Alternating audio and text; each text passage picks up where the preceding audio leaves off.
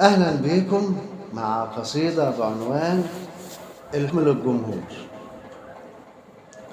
يا ريت نسمع ردكم وتعليقكم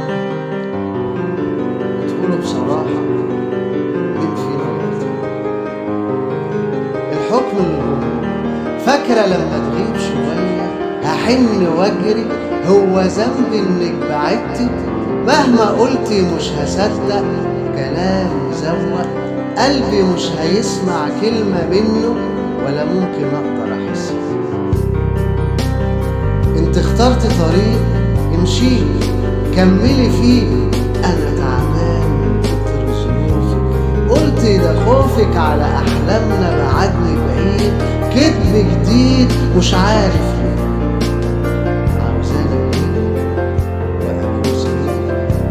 عاوزاني اجيلك وابوس ايدك، انحني واعتني باوامر زي عبيدك.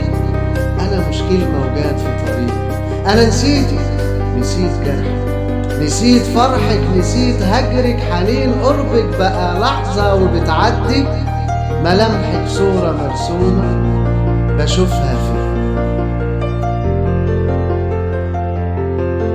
أنا لما بعدت اخترت أسيبك مع أوهامك، كل كلامك عن أحلامك وأنا نقطة في آخر السطر، مش مقروءة مش معروفة مش واخدة مكان. قلت أسيبك لما حنينك يوم يعرفني أكيد هتجيني، هتنسيني ظلمك ليا تحن عليا، هتنسيني ظلمك ليا تحن عليا. أنا محتاجة إيه غير عطفك؟ نفسي أكون وياك في أمان. أنت أناني، أنت أناني، إنسان تاني كنت أتمنى تكون إنسان يفهم معنية، يكتب فيا حرف أحسه.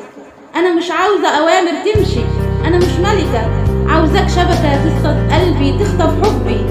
أنا مش ذنبي إن حلمت تكتب قصة حب كبيرة وأنا العنوان، أنا مش ذنبي إن حلمت تكتب قصة حب كبيرة وأنا العنوان. والحكم للجمهور.